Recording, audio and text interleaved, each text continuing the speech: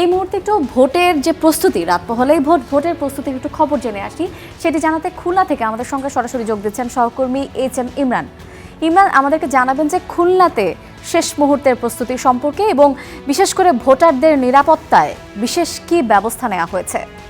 জানেন যে রাত পোহালেই সেই কাঙ্ক্ষিত ভোট, যে ভোটের আশায় দিন গুনছেন, সময় গুনছেন, প্রতীক্ষা করছেন অসংখ্য মানুষ। আমরা খুলনার যে রিইউনিয়ন আদর্শ স্কুল অ্যান্ড কলেজে রয়েছে এবং এখানে ভোটারদের যে কেন্দ্রের যে প্রস্তুতি, সেই প্রস্তুতি গ্রহণ করা হচ্ছে। আপনি নিশ্চয়ই দেখতে পাচ্ছেন যে এখানে যে গোপন কক্ষ, সেই কক্ষ প্রস্তুতির যে কার্যক্রম সেটি চলমান রয়েছে। এখানকার প্রিজাইডিং অফিসারের সঙ্গে কথা বলেছি, তিনি বলেছেন যে সবকিছুই তারা বুঝে পেয়েছে, অর্থাৎ ভোটের যে সরঞ্জামাদি সেই সবগুলোই তারা বুঝে পেয়েছেন এবং এখানে আইনশৃঙ্খলা বাহিনীও বেশ তৎপর রয়েছে। আমরা পুরো খুলনার বেশ কিছু জায়গায় ঘুরেছি, সেখানে যৌথ বাহিনীর টহলও আমরা দেখেছি। পাশাপাশি এই যে রাত পোহালেই নির্বাচন, সেই নির্বাচনের যে সার্বিক প্রস্তুতি সেটি গ্রহণ করছে। আমরা যে কেন্দ্রে আছি সেই খুলনার পাঁচ আসনের 37 নম্বর কেন্দ্র এবং এখানেই সেই কার্যক্রম চলমান রয়েছে। এখানে আমাদের এখানকার যে দায়িত্বরত প্রিজাইডিং অফিসার তিনি রয়েছে, তার সঙ্গে একটু কথা বলবো। একটু আপনার কাছে জানতে চাই, কি প্রস্তুতি গ্রহণ করছেন, কতটুকু চলমান রয়েছে? জি, আমরা আমাদের ভোট গ্রহণের যাবতীয় মালামাল এবং আমাদের আইন শৃঙ্খলা বাহিনীর যে সদস্য তাদেরকে এবং আমাদের ভোট গ্রহণের যে টিম আছে তাদেরকে নিয়ে বেশ কিছুক্ষণ আগে আমরা আমাদের কেন্দ্রে প্রবেশ করেছি। তো এখন আমাদের চূড়ান্ত পর্যায়ের কেন্দ্র, মানে আমাদের কেন্দ্র তৈরি, ভোট কক্ষ তৈরির কাজ, অর্থাৎ এখন বুথ তৈরির কাজ চলছে, প্রায় শেষের দিকে। অল্প কিছুক্ষণের মধ্যে আমরা গুছিয়ে উঠতে পারবো। তো আশা করি আমরা একটি সুষ্ঠু এবং নিরপেক্ষ নির্বাচন এলাকার ভোটারদেরকে উপহার দিতে পারবো। শুনছিলেন এখানকার দায়িত্বরত প্রিজাইডিং অফিসার, তিনি বলছেন যে এলাকার মানুষের প্রত্যাশা যে সুষ্ঠু, অবাধ, নিরপেক্ষ নির্বাচন হবে, সেই প্রত্যাশা নিয়ে তারাও বলছেন যে তারা যেন খুব সুষ্ঠু একটি নির্বাচন উপহার দিতে পারে এবং মানুষ এটি খুব উৎসব মুখর ভাবে এই ভোট কেন্দ্র আসতে পারে এবং ভোট দিতে পারে, সেই প্রস্তুতি তারা গ্রহণ করছেন। একটু যদি উল্লেখ করতে চাই যে এই ভোট কেন্দ্রে আছি reunion school and college Phultala, এখানে এই কেন্দ্রটি পুরো নারীদের কেন্দ্র, অর্থাৎ নারী ভোটাররা এখানে ভোট দেবেন। এখানে 2601 ভোটার রয়েছে, পাশাপাশি ঠিক পাশেই পুরুষের জন্য কেন্দ্র নির্ধারণ করা হয়েছে, সেখানে পুরুষ যারা ভোটার রয়েছে তারাও ভোট দিবে। পাশাপাশি এই যে সার্বিক ব্যবস্থাপনা তারা কিন্তু সেই সকাল থেকেই শুরু করেছে, যেহেতু এখানে অসংখ্য কেন্দ্র রয়েছে, সেই কেন্দ্রগুলোতে শৃঙ্খলা বাহিনীর টহল রয়েছে, তারা যাচ্ছে, কেন্দ্রের পরিবেশ ঠিকঠাক রয়েছে কিনা সেদিকেও তারা লক্ষ্য রাখছে। আমরা যদি এই খুলনার কথা যদি বলি, তাহলে খুলনায় 6টি আসন, সেই 6টি আসনে 840টি কেন্দ্র রয়েছে, এর মধ্যে 566টি কেন্দ্র রয়েছে যেটি খুবই ঝুঁকিপূর্ণ।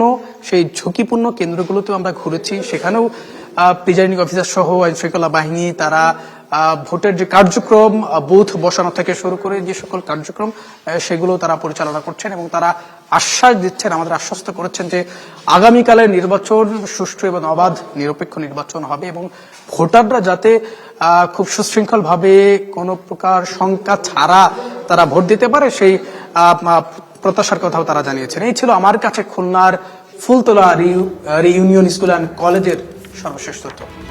ইমরান, আপনাকে অসংখ্য ধন্যবাদ। আমরা খুলনার খবর দেখছিলাম। খুলনায় আসলে এইবারের নির্বাচনে খুলনায় মোট 6টি আসন, সেখান থেকে আমাদের সহকর্মী আপডেট দিচ্ছিলেন। আমার কাছে আরও বেশ কিছু খবর আছে, আমি দেখি খুলনার একটু বিস্তারিত জানানো যায় কিনা। খুলনায় এখানে বিএনপির এবং জামায়াতের আলোচিত প্রার্থী যারা, তারাই মূল প্রতিদ্বন্দ্বিতা করবেন বলে এখন পর্যন্ত আভাস পাওয়া যাচ্ছে। সেখানে খুলনার প্রার্থীদের মধ্যে আমরা দেখি খুলনা, যশোর, খুলনা, আচ্ছা খুলনার মধ্যে খুলনা একে দেখা যাচ্ছে যে আপনার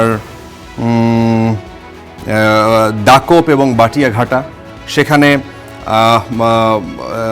মোট ভোটার রয়েছে।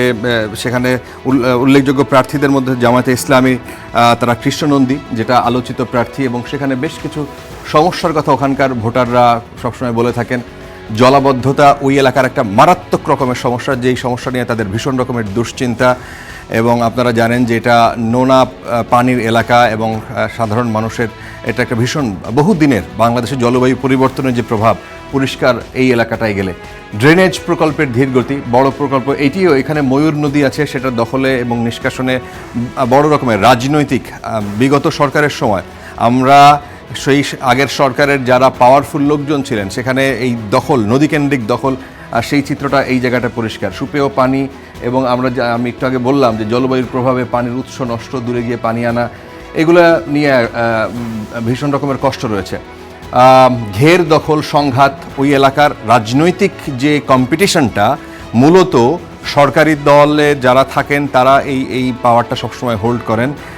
সেখানে ঘের এবং যেহেতু ওই ঘেরের ব্যবসাটা ওখানে সবচেয়ে বেশি, সেই কারণে সেটা নিয়ে তাদের সবসময় দখল এবং প্রভাবশালীদের নিয়ন্ত্রণ সবসময় থাকে। সেখানে আলোচিত প্রার্থী কৃষ্ণনন্দী, জামায়াতে ইসলামী তাকে তাকে মনোনয়ন দিয়েছে। দল হিসেবে জামায়াতে ইসলামী যেই ধরনের রাজনীতি করে তার বাইরে এসে কৃষ্ণনন্দীকে অন্য ধর্মের একজন মানুষকে তারা প্রার্থী করেছেন। এটা বিভিন্ন সময় আলোচিত হয়েছে এবং কেন করেছে এটা জামায়াতের ভোটের রাজনীতি বলেছে, এটা তাদের দলীয় সিদ্ধান্তের কথা তারা জানিয়েছে। সেখানে মোট ভোটার 3,07,000, পুরুষের মধ্যে 1,52,000, নারী 1,54,000, তৃতীয় লিঙ্গের 4 জন। আগের নির্বাচনের কথা যদি বলি, এখানে এই জায়গাটায় এই আসন সুনির্দিষ্টভাবে ঐতিহাসিকভাবে যারা সনাতন ধর্মের মানুষ সেখানকার ভোটার তাদের সংখ্যা অনেক বেশি। সুতরাং 2024 যদিও সেই নির্বাচন গ্রহণযোগ্য নির্বাচন না, বিতর্কিত নির্বাচন। 24 নির্বাচনে ননী গোপাল মণ্ডল ছিলেন, 18 বিতর্কিত নির্বাচনে পঞ্চানন বিশ্বাস ছিলেন, 2014 বিতর্কিত নির্বাচনেও পঞ্চানন বিশ্বাস ছিলেন। তার আগে 2008 সালে ননী গোপাল মণ্ডল, 2001 সালে পঞ্চানন বিশ্বাস, 1996 সালে সেখানে শেখ হাসিনা সেখানে নির্বাচন করেছিলেন এবং সেখানে তিনি নির্বাচিত হয়েছিলেন, এবং 1991 সালে হারুনুর রশিদ সেখানে নির্বাচন করেছিলেন। কৃষ্ণনন্দীর সাথে কম্পিটিশন এখানে হবে বাংলাদেশ জাতীয়তাবাদী দল বিএনপির প্রার্থী যিনি হচ্ছেন আমির এজাজ খান, এটাই অনেকে মনে করছেন এবং সেখানকার ভোটাররা বেশিরভাগই আমাদের সহকর্মীরা যারা গেছেন তারা তাই বলছিলেন। সেখানে 54 বছর তার বয়স, তার পেশা হচ্ছে ব্যবসা, জনাব আমির এজাজ খান, এবং তার আয়ের উৎস হিসেবে তিনি নির্বাচন কমিশনের যে হলফনামা সেখানে তিনি দেখিয়েছেন তিনি কৃষি, বাড়ি, ব্যবসা এবং শেয়ার ব্যবসা তার আছে, এবং তার নামে মোট 13টি মামলা ছিল। এখানে কিশোর কুমার রায় নামে বাংলাদেশ কমিউনিস্ট পার্টি থেকে আরেকজন নির্বাচন করছেন, আরও প্রার্থীরা সেখানে রয়েছেন। গোবিন্দ হালদার তিনি স্বতন্ত্র প্রার্থী হিসেবে নির্বাচন করছেন। তো অচিন্ত কুমার মণ্ডল, আমরা আগেই বলেছি যে এই আসনটায় আসলে সেই জায়গাটায় সনাতন ধর্মের মানুষের ভোটার বেশি বলে সেখানে তাদের মোটামুটি একচ্ছত্র প্রভাবে বলা যায়।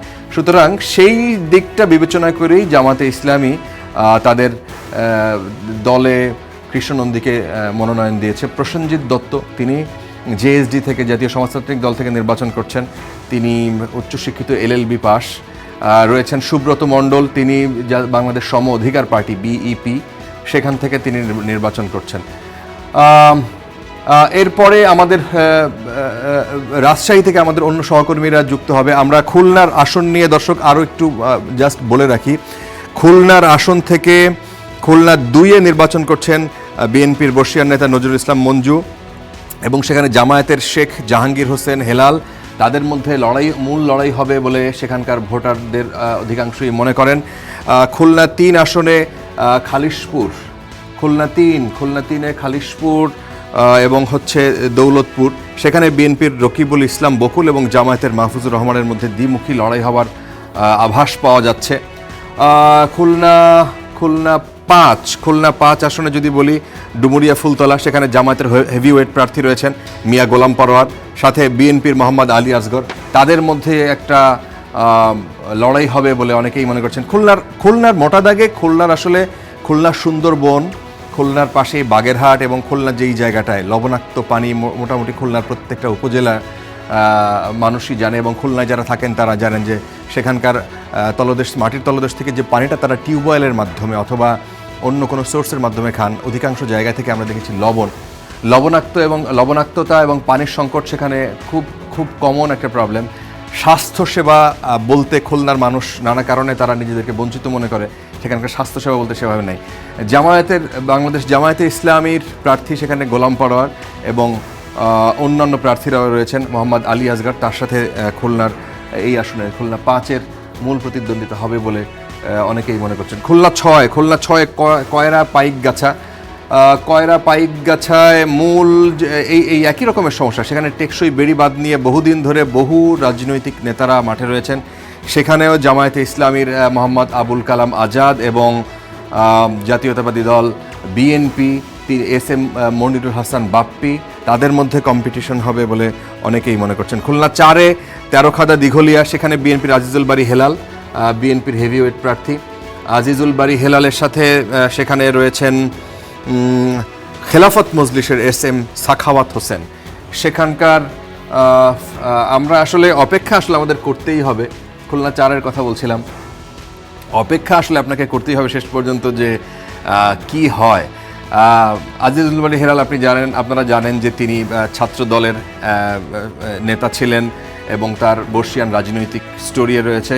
সেখানে খেলাফত মজলিসের এস.এম. সাখাওয়াত হোসেনকে মনোনয়ন দেওয়া হয়েছে এবং সেখানকার আগের প্রার্থীদের কথা যদি বলি, 1991 সালে সেখানে মোস্তফা রশিদ সুজা ছিলেন বিজয়ী প্রার্থী। 96-এ মোস্তফা রশিদ সুজা একই ব্যক্তি এবং 2001 সালে নুরুল ইসলাম, 2008-এর নির্বাচনে মোহাম্মদ জালাল উদ্দিন, মোস্তফা রশিদি এবং এখানে 2018 সালে সালাম মুর্শিদি যে নির্বাচন অগ্রহণযোগ্য, সেই নির্বাচনে পরপর 2বার সালাম মুর্শিদি সেখান থেকে নির্বাচিত হন।